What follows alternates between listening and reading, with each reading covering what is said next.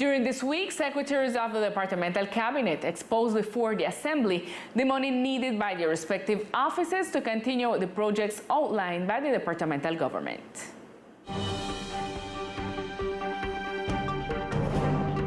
The Secretariat of Education presented before the Departmental Assembly the resources needed to follow through with the objectives set out in the development plan Todos por un Nuevo Comienzo, all for a new beginning, within the framework of the budgetary addition of 2,000 and 15,000 million pesos requested by the local government to the Departmental Assembly.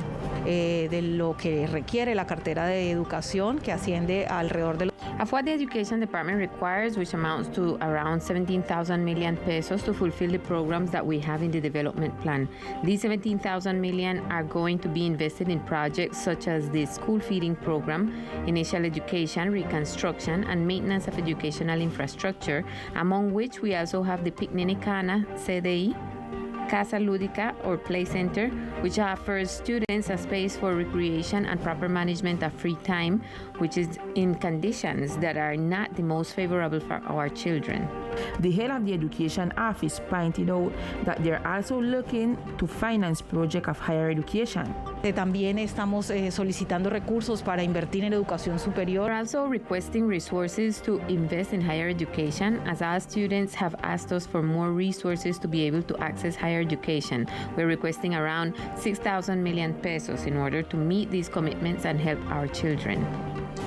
Situations such as we have to deliver again the school meals in the different educational institutions, and we have to fix, adapt the dining rooms, buy all the equipment, all that is required to do that. The local government also specified that apart from this money requested by the Secretary of Education, it will be used to adapt some classrooms so that they can comply with the biosafety protocols.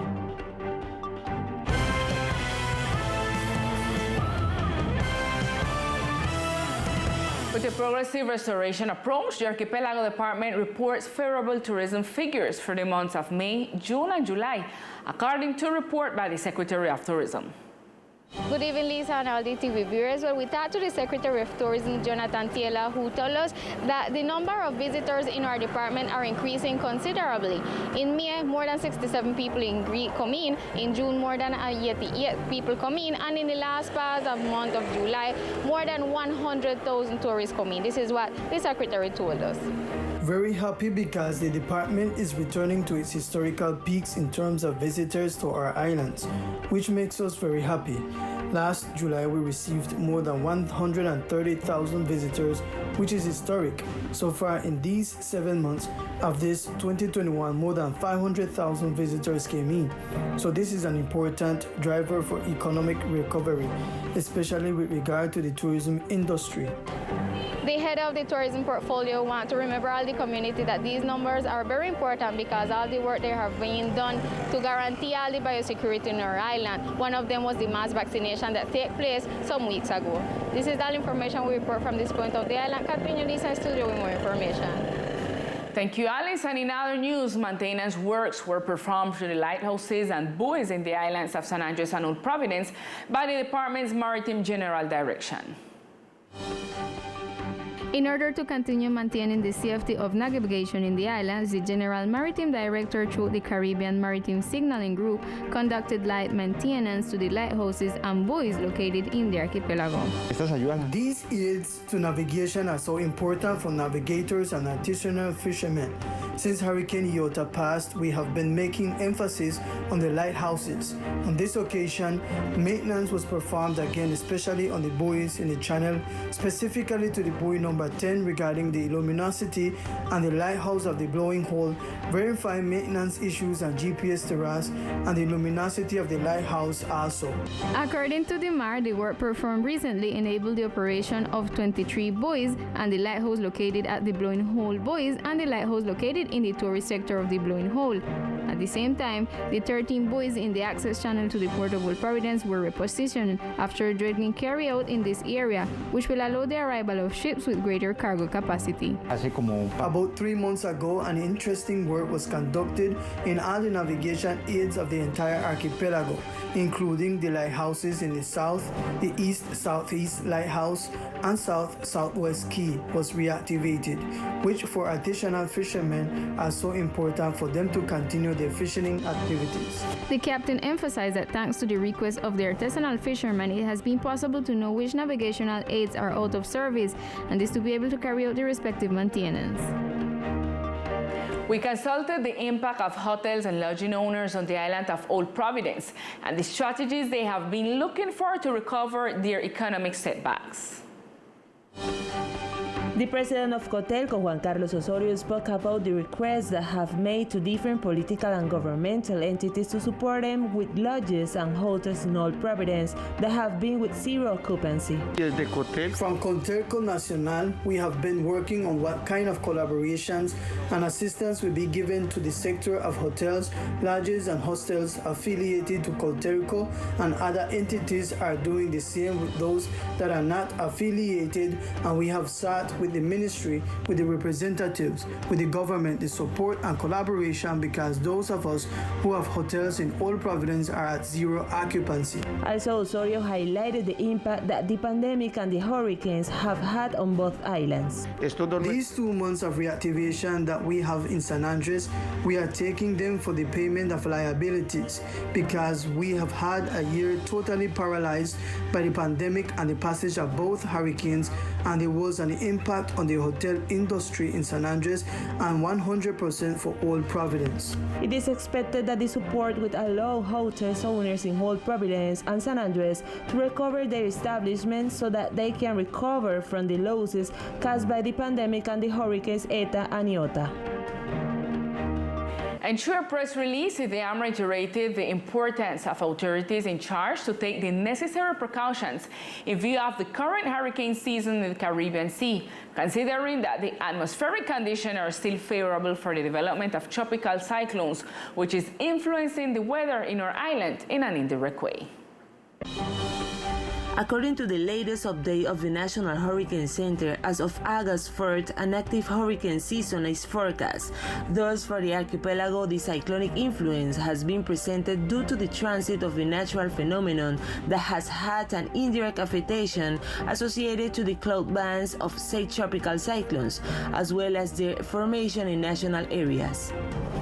According to the latest update from the National Hurricane Center of the National Oceanic and Atmospheric Administration Office, NHC NOAA, a total of 15 to 21 tropical storms are expected for this season, of which between 7 to 10 could become hurricanes, and of those between 3 and 5 could become Category 3, 4, or 5.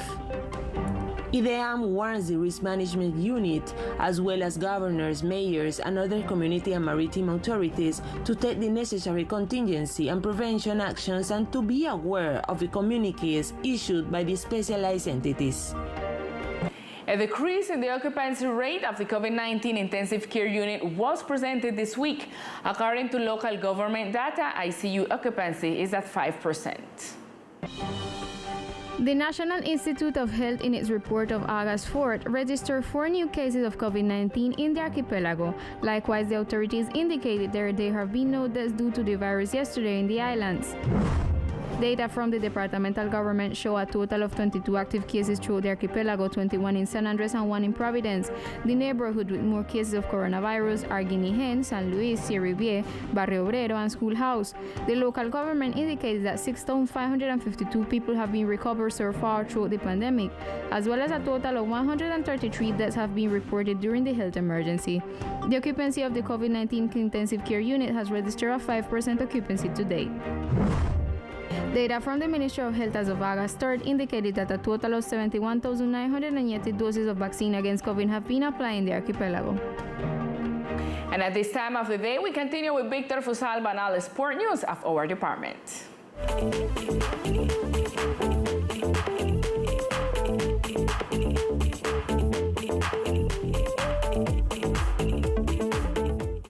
Hello, are the best sports of the island. The guangaro courts are one of the most traditional for the practice of islanders football.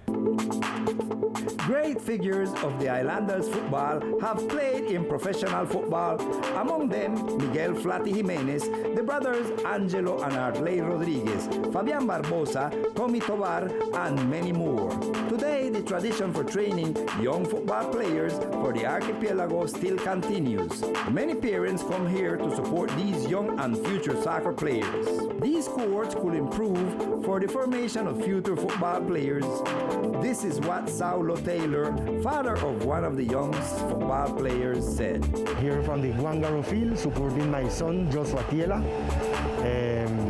At any moment I am free, I come and support him with my appearance. A call to the Secretary of Sport and the Governor. We all to put in a little hand in the field, guangaro field, because we have to support the little one them that coming up to make sport, but they need condition to make it also. And to all the parents who have come with me, we are long time we asking for this. Seeing this guangaro court in better condition is the dream of many players, coaches, and parents. A positive experience is acquired by the island baseball players at the Miami International tournaments. International exposure is one of the best experiences that any athlete can acquire. That is why the Islanders continue acquiring new experiences in the international tournament in Miami, Florida. In the youth category, the youngsters had more victories, while in the smaller categories they won fewer matches. But overall, the results is positive. The lack of international exposure leaves us at certain disadvantage over the countries that have more international exposure during the year. This is the opinion of Coach Efrain Pancho Diaz. All right, it's very important where the children go to the United States and play as well. Why? Because I get better players, I met some players come here, I get more experience with the children there from San Andres. And on top of it, you got plenty scope coming here from San Andres. It's open the door. That is the really thing of this. It's not only one time in the year, this will make all 2 times in the year. So you got better players in San Andres. International exposure helps the training of our Islanders athletes.